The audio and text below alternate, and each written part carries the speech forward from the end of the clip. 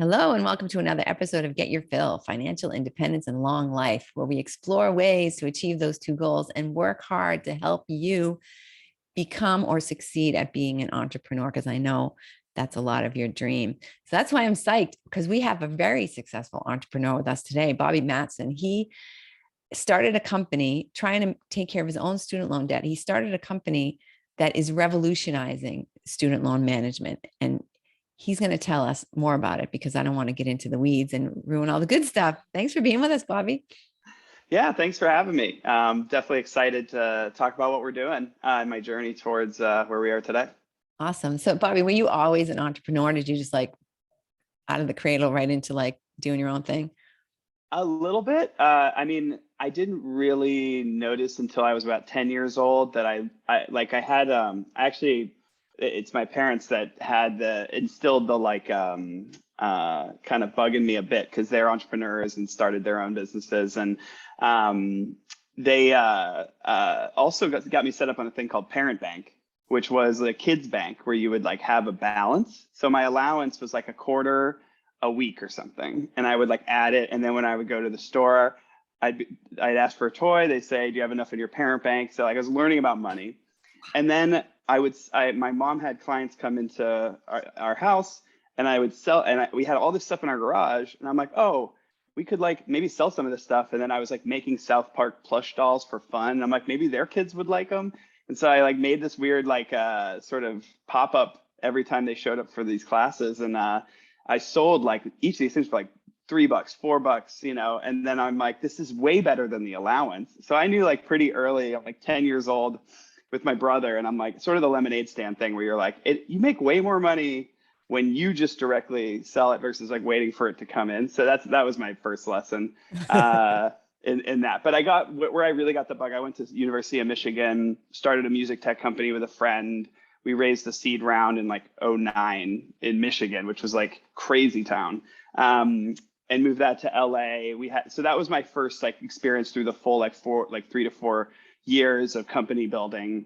So that is really where I would say I got a lot of my chops that have helped me in this company. Oh, that's awesome. But then you kind of went off and defected into corporate world, right? Yeah, so I ended up when that company didn't end up succeeding. We didn't have a exit, but I did learn a ton about company building. And one of the things I learned is that there was a lot of software being built, and that I knew that would only compound over time. And so I had been leading the Eng team and coding for fun, and I decided to just do it like very seriously, like actually learn to program and build the ideas that I had. And so then there was no like schools for that at the time. Now there's like General Assembly and stuff. But for 3 months, I had a syllabus where I just that I just quit my job, did it for three months. I think I was doing like some marketing gig at the time, learned to code in 3 months, got an engineering job. And then I wanted to be the strongest technical leader. My goal was to be a technical CEO and to like dig in. So I spent like 6 to 7 years working on Groupon, Stitchfix, on Fandango, Prosper. So like these really like high scale apps with lots of usage where you're getting into really interesting problems, really talented engineering teams. And I really cut my teeth there, and then went back into more of a leadership role when I started working on PayItOff. So you didn't actually defect into corporate world. You just kind of used them. Yeah. Something like that. Yeah. Well, the way I think about it, because I worked for a consultancy for a while that was really like the opposite of corporate, but they worked with a lot of corporations. So like it's this company, Carbon 5, and they just had a really great culture. It was really tight knit, and we worked with a lot of startups. So I saw all this stuff that happened, that going from like your seed to Series A and all the pains of that. I even worked on this company Weed Maps for a while when they were growing like crazy. That was a crazy experience. But really, yeah, that most of the companies that I would work with, I'd go into their corporate offices, and you've got the cubicles and very different vibe, I'd say, than what I'm used to. Well, because even some of the startups, even if they're like quote unquote corporate jobs, they're still very entrepreneurial feeling. Yeah. Yeah, I think I definitely didn't want to like go just work at Sony or something like that. I knew that would be a little different. I needed something where there was changing. Like I think consultancies are pretty good for entrepreneurs because you change projects every couple months and you're seeing a lot of different things. And I got to have like eng lead roles and IC roles, meaning like I was the contributor. So I could see like the people, like kind of different varying levels of perspectives there. But yeah, the corporate life wasn't never attractive for me. I'll say that. Yeah. But you did have at least two instances from what you've just said where you had a steady paycheck and you just walked away and Hmm. said, That's right. this is not for me. So how did you, I mean, people like quake in their boots when they, even like my own parents said, what do you mean you're quitting your job and going off and doing something where don't know if you're going to get a paycheck? Like, well, how can you help people who are struggling with that exact problem? Like, how can I give up my health insurance in the middle of a pandemic? How can I? Yeah. It sounds scary, right? Right? It sounds scary. And honestly, I am of the opinion that it seems scarier than it is. So I remember I thought I way overthought leaving my job because I was freaked out. I was like, I only got enough money for like, I don't know, a couple months. Like, how am I gonna like take care of my costs and all this stuff? But the way we do it, so my wife and I had just moved to New York for a couple years, and we both take career risks at different moments. So like I was sort of the steady one while she was taking a career risk, then that shifted. So that was helpful. Like I wouldn't have been able to do it without her. So that was a really important part of the equation. But I also was covering my own expenses. So I had to, I wasn't, totally dependent financially. I had to make money or I had to be using savings in some way. And it was hard enough. We had six-figure student loans keeping us from starting a family, that it was already so intense. So I actually solved that first. And that's how, ironically, I ended up leaving my job and taking more risk. Pay It Off was born from, us having a six-figure student debt that was mostly federal. Most borrowers are, it's like 90% federal.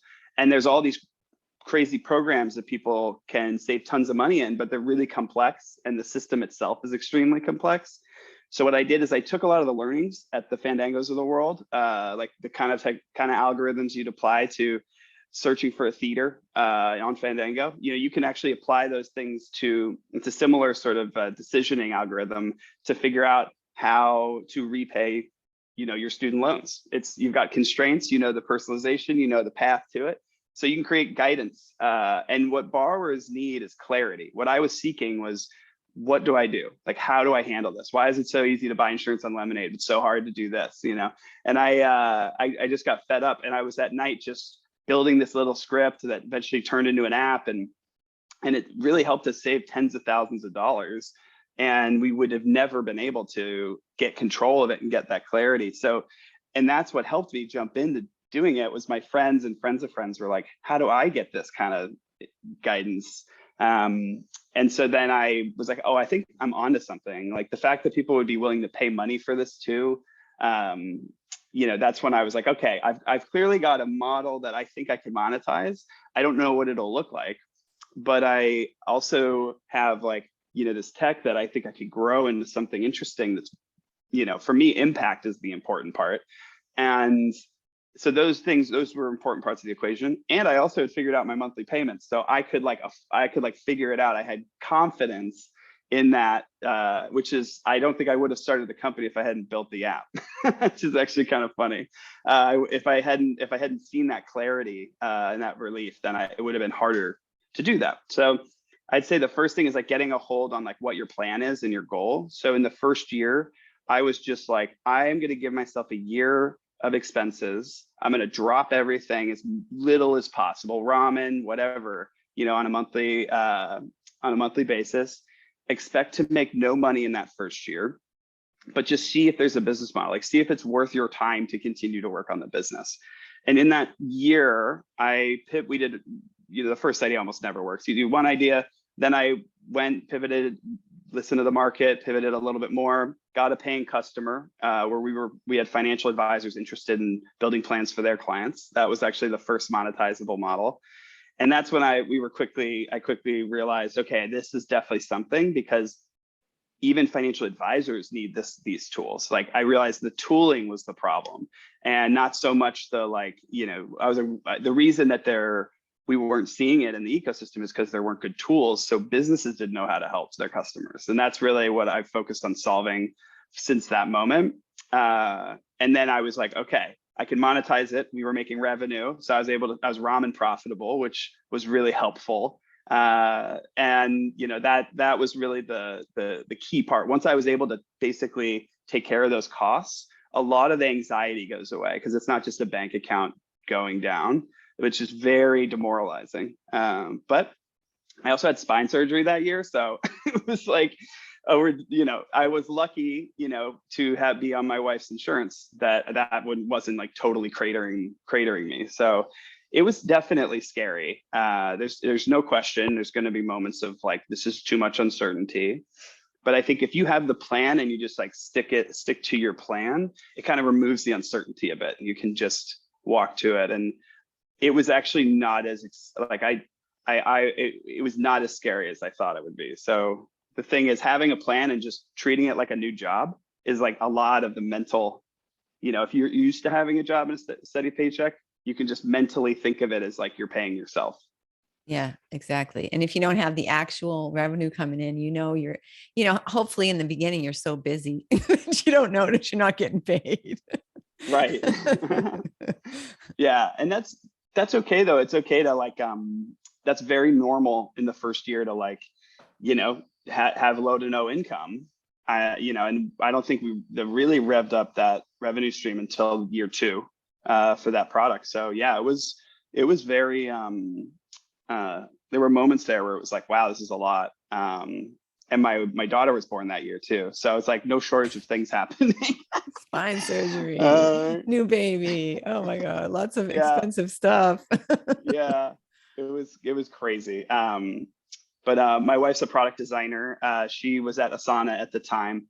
And they were really supportive on the parental leave front. That was actually the hardest part, I think, of that year, was not taking more leave. I think I took like a couple of weeks, but you really can't take much time if you're just in it all day. Because you are the company at that point, right? Yeah. And that's hard too, actually.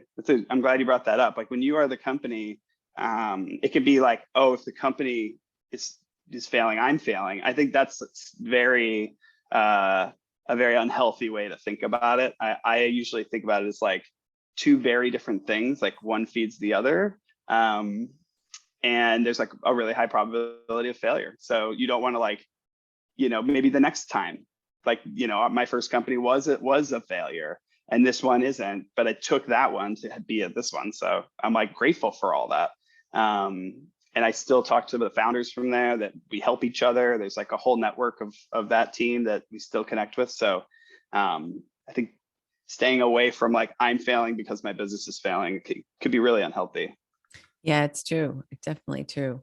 And you were expecting that, right? You said, well, this first plan I had didn't go that well. So I just went back and said, okay, I'm going to just figure out what went wrong. I'm going to listen to the feedback I'm getting. And now I'm going to, let's try again. Not like, oh, that was a failure. Okay, I'll go back to, working at IBM or something, like. Yeah. Well, maybe that's another, what you brought up. One thing I remember thinking to keep giving me help with my confidence was just remembering that you can always get a job. Like it's harder to take the risk. And if you have to, or your personal situation calls for it, get a job. Like you're employable because you've been employed. I think people think they stop for 2 years and they won't hire them back, or they won't, I'll never work again. That's it. It's a misnomer. It's a total misnomer. And like, I encourage people to take their own sabbaticals, take 6 months, after 10 or 15 or 20 years of working. Like, of course you should. Yeah. And in America, it's just not the culture. You work all the way till retirement type of thing. But yeah, no, I'm an advocate for the take the risk. It's all perceived risk. Like you're the one telling yourself you can't do it. Yeah, you're right. And if you have the right attitude, like I'm going to have to be persistent, I'm going to, I've got this vision, I'm going to hang on to the vision, I'm going to focus on the vision and not be hung up with the little hiccups along the road, whatever. Yeah. And I think that you should expect the hiccups too. Like, I was pretty sure after a month or two that we did like a direct to consumer model at first, and it was just like clearly not scalable, but I knew it would give me information for the next thing. So almost it's helpful to kind of expect at least, just like anything, you have a first draft, a second draft, a final, you've got revisions to getting to what you got to get to. It's totally normal for company building. It's expected. Yeah. I can't think of a single company that didn't go through that process. So, because that would mean you'd perfect out of the gate, like you had it hatched and then where's all the fun? Where's the fun of starting a new company? Where's the excitement of like, am I going to be able to eat today? Whatever. Do I have to go to my parents and beg food off their table or what?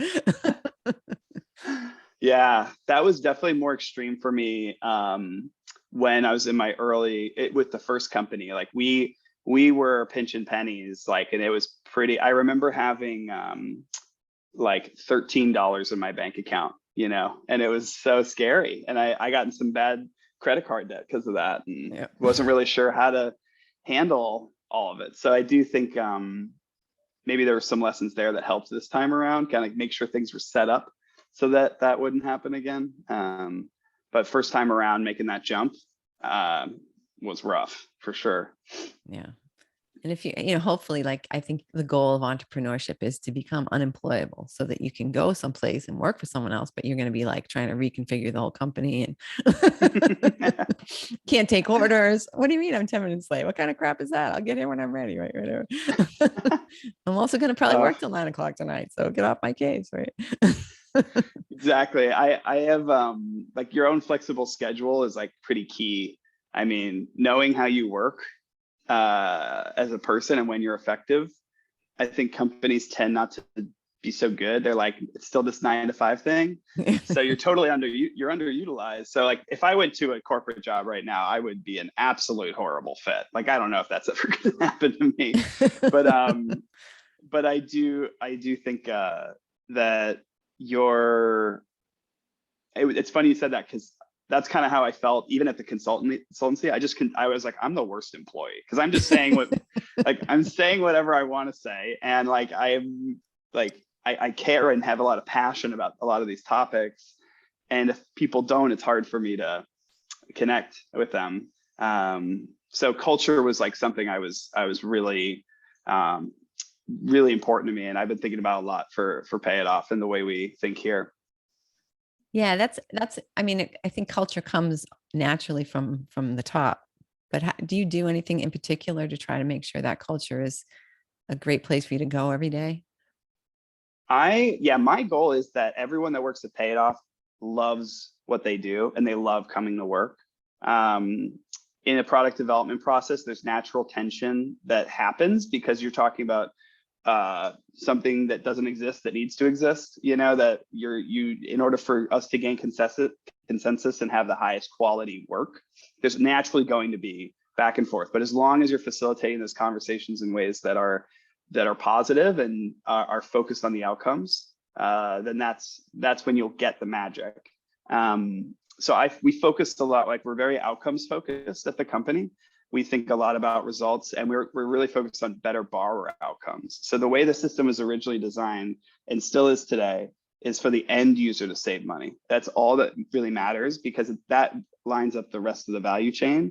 So better borrower outcomes is like definitely a war cry for us. And there's just like little things. I mean, for me, it's like, we're total nerds and I love Star Trek Next Generation, and there's lots of like memes and stuff like that. So honestly, I try not to overthink too much of it too. Like I'm just myself, and like I think the team, they have like incredible perspectives, and I like to just like, we can just create these things together. We can create our own little world. So I like that. It's the fun part of where I'm at right now, is Nice. the world building. Yeah, it very much is, right? You're creating your own reality in a way. Yeah, it's like, so we have COVID Fridays. So when COVID started, it was very intense. I saw people getting close to burnout, and it worried me. So people were inside a lot. We were remote already, but it was just like really intense. So to kind of be a pressure release valve, I just said, hey, as long as COVID's going on, we get half days on Fridays. So instead of summer Fridays, it's just pandemic Fridays. And didn't realize the pandemic would be this long, but but anyway, it's still a thing. It's still what we do. And I'm not certain, like, I don't always get to take the time, but I want other people to take it because and they do, and because it is a different way to work. You're really focused on Monday through Thursday, and then Friday sort of a breath. We finish with the all hands and a retro, and everybody's kind of going into the weekend prepared to like do great work when they're back, but really focus on their families or whatever they care about on the weekends. That separation is really important. Oh, it is work-life balance. I mean, it's like such a cliche, but I see people work themselves into, just sickness and grouchiness and all kinds of bad stuff. You can't do great work. You can't do great work when you're like that. You make mistakes, and then you feel it's just a spiral. So yeah, I think it's like for us, that shut off point is really important, and we like advertise it in Slack. We're like, I'm gone. It's 6 o'clock. It's not, 7 o'clock. I'm definitely done. Yeah. And most humans have 6 good hours of brain activity in a day. The rest of the time, you're kind of not totally focused on like focus work. So it's just how you use the 6 hours that matters. Definitely. It's funny. You just reminded me, like when I do a lot of house renovation stuff, I'll buy a place and fix it up. And there's a certain point in the day where, you used to say, oh, I'm just going to finish this last thing. And of course, that's the thing that you screw up, and then you have to get up the next morning and fix it, So in software, that's a much bigger problem. Right. That happened to me a lot when it was just me writing the code that financial advisors were using. That would happen to me where I'd be up late doing something, and then I'd miss something, and then I'd pay for it the next day when like an advisor's emailing me saying, hey, this number looks a little off. And it's like, So we had, those were in the really, really early days, like when in 2018 when the company started. Yeah. So now it's so different. Like I haven't touched the code base. I mean, my last pull request was like, I think I broke something, and I'm like, I'm out. I can't do this. Like I'm not allowed. This isn't my job anymore. Team's like, get out of here. So I'm done with that. I'm only a CEO at this point. I got to stick to my job. Good. That's good though. But you're doing important work. Setting the environment, creating the environment for everybody to do their own great work. You can't underestimate that. I mean, that's important. It's important stuff. It really is. I completely agree. So you don't do the direct to consumer model and how did you, when you decided, okay, we got to back this up, we got to make it different and bigger and stuff like that. How did you make that decision and also make that transition? Into the so I guess I can tell you a little bit about like when we were building this sort of ramen profitable, like post that, it got pretty interesting because I saw all these advisors with this very reliable tool that all these RAs were using, and nobody was paying attention to them or offering them tools. So this like bootstrap programmer guy was like, yeah, here you go. And I was like, well, I needed to figure out if this was going to be a high growth company or not. At the time, the tension was maybe I could just grow this into like a healthy business that doesn't need outside capital. And then I realized, that's not really achieving what I was setting out for, because I really want every borrower to feel what my wife and I felt. And so that was the moment where I said, okay, could I apply this technology in a way that you could deliver it in an application through an API or through any sort of module that could be embeddable? And and it turns out that I was able to figure that out through taking pieces of the advisor tool and breaking them into interfaces that were just data. And that's when the API model was born, and we built up like a huge wait list. So I'm a big fan of the wait list approach, where you do customer discovery in a beta test period, and then you don't really introduce any software that won't be used. And so and we're even still doing that today. That's like part of our product building process. But I wanted to gauge demand. And then once I knew that there was tons of demand, and I had customers and signed MSAs for this new product, then I was like, okay, I'm going to go see how, we could raise some money here. And we raised 2.5 million around that time from like Struck Capital led the round they're in LA, and Social Leverage. A lot of fintech Stripe people were in the round.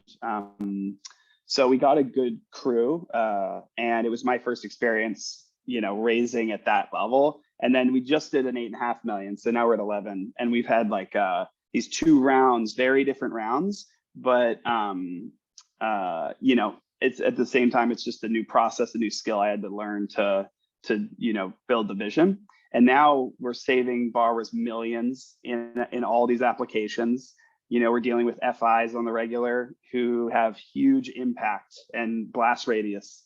So my goal with the company is to just build better borrower outcomes everywhere.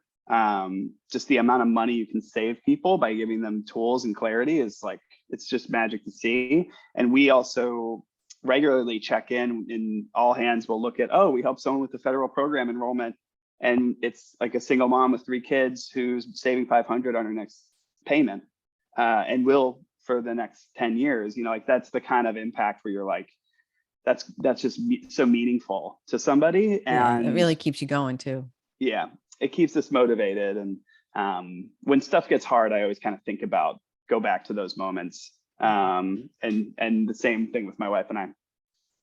So how would it work? I mean, if I'm a student loan borrower, is there something like on the financial advisor's website, or when I talk to them, they say, hey, use this tool, or how does that all work? Because obviously you have to know a lot about the borrower in order to figure out if they can save money, right? Yeah, so that's a great question. If any borrowers that are looking for guidance with their student loans can just go to payitoff.io, and we have a partner list there of partners using our tech. So you can just use any of those applications. We're mostly we have the financial advising tool still, but this is sort of V3 is the API model where we are serving that guidance in app in any sort of like application format, whether it's a web app, a self-serve mobile app. It's a neobank. We have plenty of neobank customers, plenty of customers that are, in the workplace. So Origin's a good example. Their workplace benefit that we power the student loan module, and we're just continuing to go down that path. The way it functionally works, so we automate every aspect of debt management, starting with student loans, and it's a borrower syncing their loans is the step 1. And then step 2 is a best next step. So with that information, we'll maybe have 1 or 2 more inputs where we can help them decide, is a federal program going to make sense for you? Because we can already tell with just a few pieces of information and the servicer connection, whether that person qualifies or whether they could benefit from it, or whether they should do something like prepayment, or whether they should do something like a refinancing. Those are 2 pretty different camps in student loans.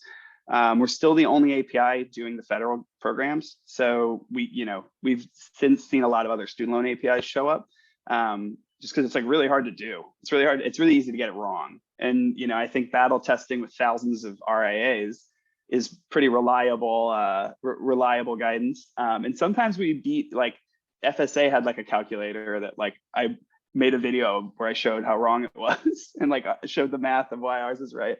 It's just like, it's so easy even for the government and anyone in the, to get that wrong. So that's really been our moat, is that no one's been able to replicate that technology yet. And I think it would be very difficult unless you went the path we went down. And then from there, once you know what to do as a borrower, then we also allow you to act on it. So if you want to enroll, you can do that in a couple clicks. If you, in one of those programs, if you want to set up your auto pay, if you want to, prepay and actually make the payment and set up those recurring payments of paying extra to get it done sooner. We also help facilitate roundup programs and all sorts of other use cases in the wild. So there's just a lot of ways to use our technology. So we are working with all sorts of folks who do really interesting stuff and have different approaches to engaging with borrowers. Wow, that's really impressive. I've never heard of anything like this before. I guess obviously because it doesn't exist anywhere else. Yeah, I think our main competitor is right now it's Plaid. Plaid has a liabilities product. So if you're familiar with them, they allow you to connect any financial account in like a bank account if you're using, Robinhood or something. That'll be powered by Plaid. And like we seek to basically be the same thing, but on the debt management side, where we're embedded everywhere and helping people navigate a better outcome financially. But we compete directly with Plaid now because we are connected to the servicer accounts, and they are user permissioned access to those accounts. And their data is like, I don't know, half or less, a third of what we're returning. So we're starting to see a lot of people go from Plaid to us, which has been pretty wild because they're like thousands of people work there. And there's like 16 of us. So well, right now it's 16 of you, right? Yeah, for now. Yeah. Awesome. So what would you say? I mean, first of all, is there an intelligent question that I should have asked you that would help to clarify things for people, or anything that you think that you wish I would have touched on? No, I think great questions. I mean, it's been a great conversation. I think the other things that could be helpful to borrowers are, as one thing that's important is in May, student loan payments resume. They've been on pause for almost 2 years, and they're definitely gearing up for this resumption. Department of Ed, and barring a new variant, I'm very confident that they will not push it again. But borrowers need to be prepared, and if their income's changed, then definitely utilize our tech and with one of our partners to see if you qualify for these federal programs. About half of borrowers are financially benefit from them. It's 47%. So you've got 22 million people out there that could really use this come May, and it's all going to happen sort of at once. It's going to be like our Super Bowl, Wow. So we're really focused on that moment and showing up for it. We call it the student loan tsunami, but yeah, it's because it is like we literally have like this is like some of our artwork for it. So yeah, so we're trying to get the word out that, hey, payments are coming back, and if you want to, for businesses that want to help their customers in that moment when everyone's going to be asking what to do about my student loans, then, we'd love to partner with them. So is this basically just applicable, like the main clients who you would use are people in the financial services industry? And I'm asking that because like I'm a real estate agent, and it's a big problem for a lot of people. They've got the student loan debt, and it keeps them from being able to buy a house, keeps them from being able to move on with their life, right? You saw the same thing in your own life. But it doesn't seem like I'd be the right fit. Like a real estate agent, putting it on a real estate agent's website isn't really the right fit for it, because we don't have we don't have any of their other financial data. So we just need to get our loan officers that we're working with. Yeah, no, I think so in the mortgage process, what our tech does is within a month improve a borrower's DTI if they're eligible for these programs. So you're talking about like remediation for leads, like lead enrichment. So we typically will work with like a lender who's seeing a lot of student loan debt come through that's keeping folks from buying homes, and help to and allow them to buy the homes, like to actually do a better representation of their actual profile. This especially applies to folks on the federal programs because those folks are their balance isn't reflective of their overall debt to income. So what's great though is we're seeing more of this, but it used to be that a lot of these mortgages were based, they assessed debt to income on the 1% of the aggregate balance of your student loans. That's since changed to be now based on your monthly payment, which is what it should be. Which is why, since we're modifying the monthly payment, we're not refinancing it. We're just signing them up for programs that they qualify for and should have been on probably already. So that just changes their repayment plan type, and then that lowers their payment, and it's a really meaningful outcome for the borrower. The average borrower that uses that saves $240 a month on their payment. Their next payment changes. So you're looking at like some pretty powerful, pretty powerful stuff there. That's unbelievable. And these are programs that they potentially could have got involved in themselves if they had known about them and could navigate all the convoluted paperwork or whatever that's requirement. Oh yeah. Yeah. I mean, if you have a fax machine or what, like I think you can send it like carrier pigeon, maybe. I don't know. It's so hard, it's so hard to get into these programs. Luckily, Department of Ed has done a lot with the servicers lately to help self-certify income, but still the issue is like reaching the borrower and communicating what they're eligible for. And that's why, all these apps that like have billions of VC in them that have been like spending that on acquiring and engaging users, that's a great place, for us to live, because we're adding a lot of value to that borrower's life. The business improves the LTV of their customer. And then the servicer has more borrowers in repayment, which is all they want at no additional cost. So like we have a whole value chain that we're tapping into that's really powerful there. And that's what we're just trying to do over and over again. It's like the more we can align value and all the wins in the win column, then it starts to become a no-brainer. That's so fantastic, Bobby. I'm really impressed with you. That is just like, I don't know. You've blown my mind here. This stuff's fun for me. I love puzzles. This is like one giant puzzle, it's a fun ride. I appreciate you saying that, but it's just like, I love helping people. And like, I love that, my wife and I are a walking testimonial. Like I have a 3.5-year-old now. I have a house now, like these are things I thought literally impossible 6-7 years ago when we were going through that. So there's definite light at the end of the tunnel. Like borrowers always have options. So I think I just want to get the message out, even if our company isn't the one that wins everything, like the fact that there's other student loan APIs, that there's a lot of push towards these federal programs, that FIs are really paying attention to obscure programs that no one knew about 2 years ago, like public service loan forgiveness, which is another set of capabilities that we offer.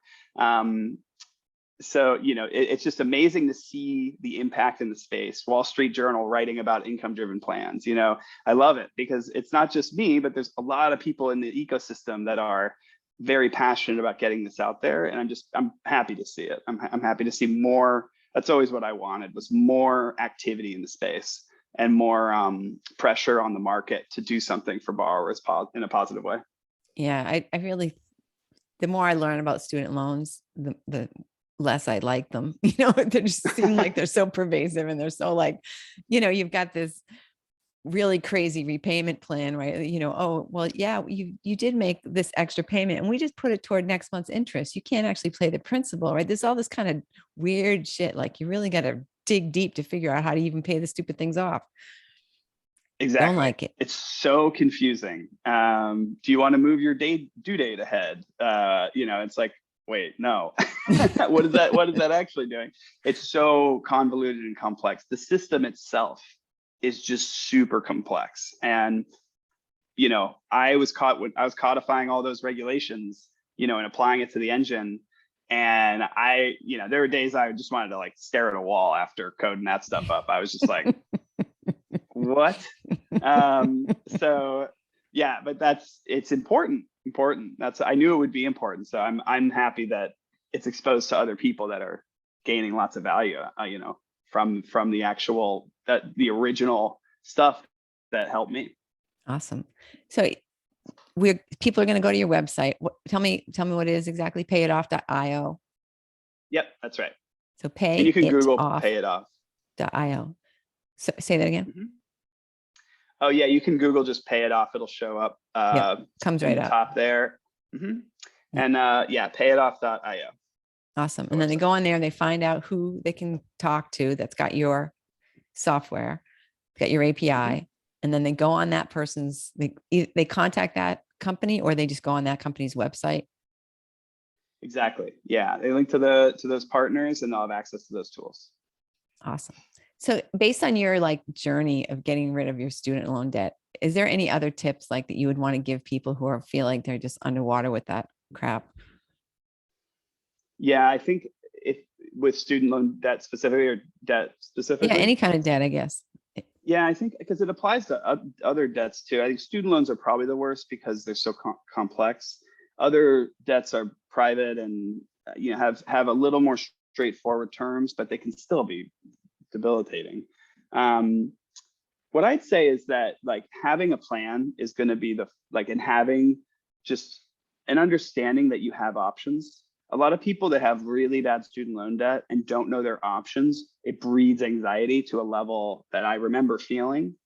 And I think to that person, I would say every borrower has an alternative that will help them, even if they can't make their monthly payments, especially if they can't make their monthly payments. So there's always going to be an option for that person, and to not just lose hope. And honestly, there's hundreds of loan assistance programs out there that no one knows about, depending on where you live or where you work. You could have, if you're a teacher, like teacher loan forgiveness, you can have 17K wiped out, and that's a federal program.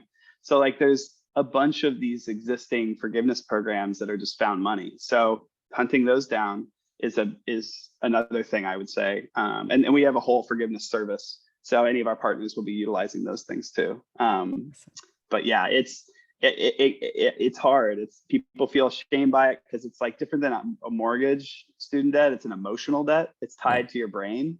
So I think that's the piece that it's hard to communicate about, but they do have options. Excellent. Awesome. Thanks, Bobby, so much for being with us today. Yeah, thank you. This has been great. It's been super talking to you. You've illuminated me about all this stuff.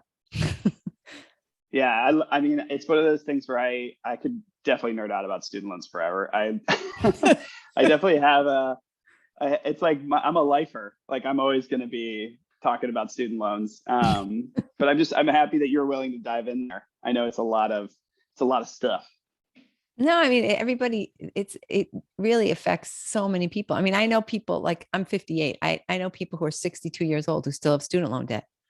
Friends of mine who are 62 years old who still have student loan debt, or, I mean, they probably went back to school, whatever, but still, I mean, that is a little ridiculous. You'd be paying off with your social security. I mean, come on. Yeah. That's not okay. Oh yeah. And they're not alone. It's the fastest growing segment is I think over 62. I could triple check that number, is the fastest growing borrower segment. And sometimes it's because people have kids and they take out Parent Plus loans for their kids. And then that balloon, if you have 3 kids, you have 3 times the debt that a borrower would regularly have. So you're talking about much more volume at that age demographic too. Horrible. All right. Awesome. Yeah. Well, thank you. And thank you, listener, for listening. I know you have a choice of, what is it now, over 2 million podcasts that you could listen to. So I'm really glad you're here. And I'm glad you got to listen to Bobby because he's awesome. And remember to share this with somebody or any of the probably 200 people who have pervasive student loan debt, and help them to get the heck out of it. Go to payitoff.io and check out your options. And don't forget to be here next week with us.